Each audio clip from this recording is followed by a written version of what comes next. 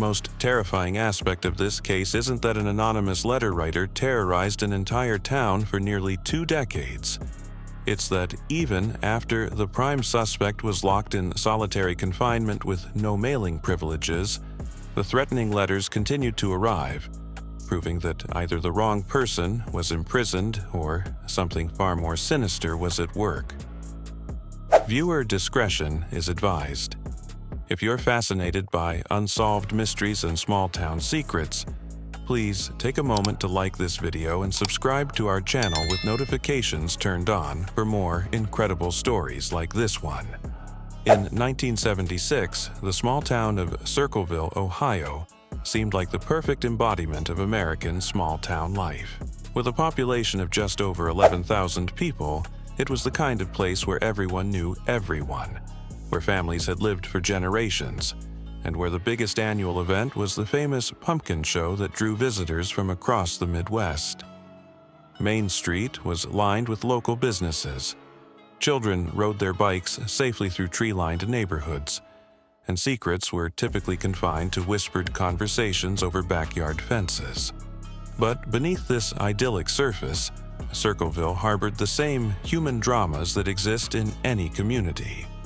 Marital problems, workplace tensions, financial struggles, and romantic entanglements.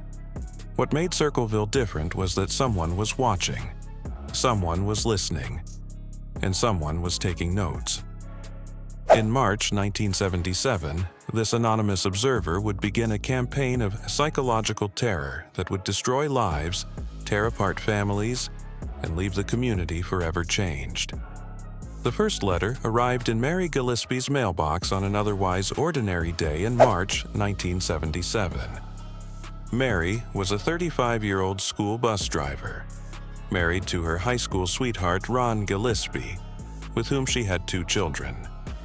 She was well liked in the community, known for her friendly demeanor and her dedication to safely transporting the local children to and from school each day. When she opened the envelope and began reading, she could never have imagined that this single piece of paper would mark the beginning of a nightmare that would consume her life. The letter was written in distinctive block handwriting and contained accusations that struck at the heart of Mary's reputation and family life. The anonymous writer claimed that Mary was having an affair with Gordon Massey, the married superintendent of the local school district. But this wasn't just a simple accusation. It was a threat.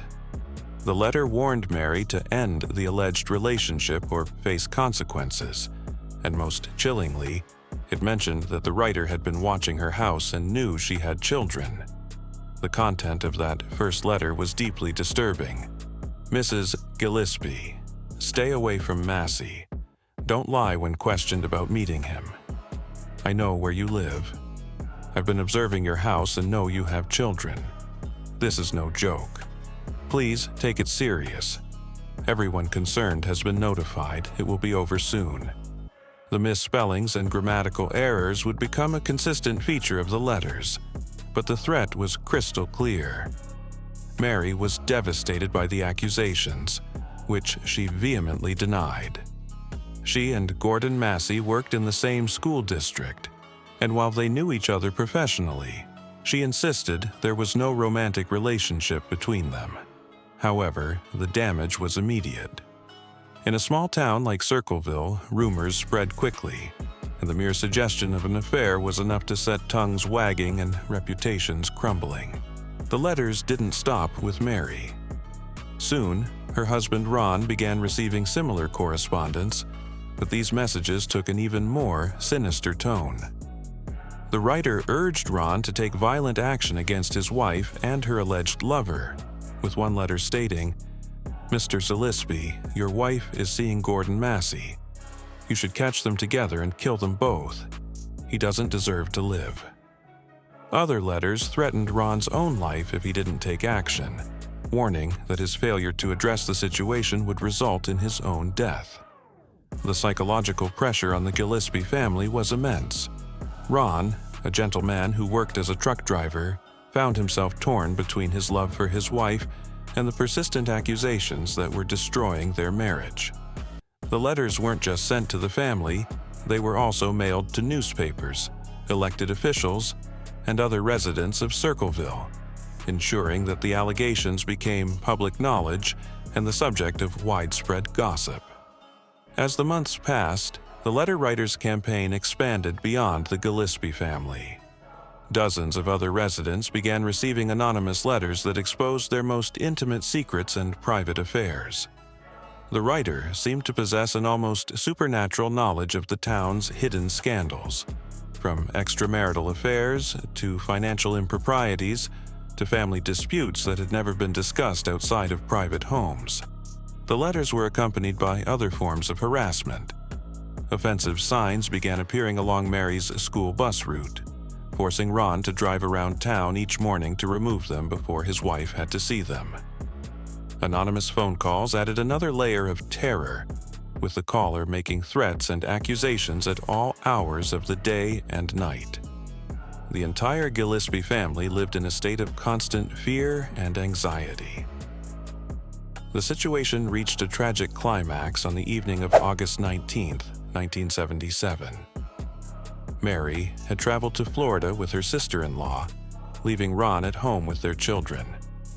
Before she left, Ron had told her that he believed he knew the identity of the letter writer and that he planned to confront this person while she was away. That night, Ron received a phone call that apparently confirmed his suspicions about the writer's identity. Enraged and determined to end the harassment once and for all, Ron grabbed his gun, got into his pickup truck, and drove off into the night. According to his daughter, he told her he was going to confront the letter writer. What happened next would become one of the most controversial aspects of the entire case. Ron's truck was found wrapped around a tree on a rural road outside Circleville. He had been killed instantly in what the coroner ruled was a single-car accident caused by excessive speed. However, many people, including Ron's family, believed that his death was not an accident but murder. The letter writer had repeatedly threatened Ron's life, and the timing of his death, immediately after receiving a phone call that allegedly revealed the writer's identity, seemed too convenient to be coincidental. Adding to the suspicion was the fact that Ron was found with his gun in the truck, suggesting he had indeed been planning a confrontation. The most chilling aspect of Ron's death was what happened next. Rather than stopping after this tragedy, the anonymous letter writer actually claimed responsibility for Ron's death in subsequent letters. The writer taunted the family and the community, suggesting that Ron's death was a direct result of his failure to heed the warnings contained in the letters. The investigation into the letters intensified after Ron's death, with law enforcement agencies working to identify the writer through handwriting analysis, fingerprinting, and surveillance. Suspicion quickly fell on Paul Freshour, Ron's brother-in-law, who had recently divorced Ron's sister Karen. Freshour had a contentious relationship with the Gillespie family and had made statements suggesting he knew who was responsible for the letters. The case took another dramatic turn in 1983 when Mary Gillespie, who had continued driving her school bus route despite years of harassment, noticed a new sign that had been posted along her route. This sign was different from the others. It was specifically targeting her daughter. When Mary stopped to remove the sign, she discovered that it was connected to a booby trap, a pistol rigged to fire when the sign was moved.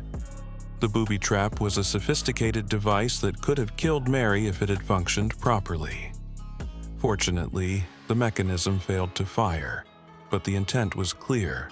Someone wanted Mary Gillespie dead. When investigators traced the gun used in the booby trap, they discovered it belonged to Paul Freshour. This evidence led to Freshour's arrest and conviction for attempted murder, and he was sentenced to prison. However, the case took yet another bizarre turn that would cast doubt on Freshour's guilt. Even while Freshour was incarcerated in solitary confinement with no access to mail or outside communication, the anonymous letters continued to arrive throughout the region. This development suggested that either Freshour was innocent or there were multiple people involved in the letter-writing campaign. When Paul Freshour was finally released from prison in 1994 after serving his sentence, he received a letter himself. A message from the anonymous writer that read, "Now, when are you going to believe you aren't going to get away with it? The sheriff told us about you being crazy and that you would do something like this. Stop while you can." Until his death, Freshour maintained his innocence, insisting that he had been framed for crimes he didn't commit. Today, nearly 5 decades after the first letter arrived in Mary Gillespie's mailbox, the identity of the Circleville letter writer remains one of America's most enduring unsolved mysteries. Recent forensic analysis has suggested new theories about the writer's identity, but no definitive proof has emerged. The case serves as a chilling reminder of how anonymous harassment can destroy lives and communities, and how the truth can remain hidden even when it seems within reach. If you found this small-town mystery as compelling as we did, please take a moment to like this video and subscribe to our channel with notifications turned on. We explore the most intriguing, unsolved cases and mysteries from around the world, bringing you stories that show how ordinary communities can become the setting for extraordinary crimes. Your support helps us continue investigating these incredible cases. Until next time, remember that in small towns, secrets have a way of surfacing. But sometimes the biggest secret of all is the identity of the person determined to expose everyone else's.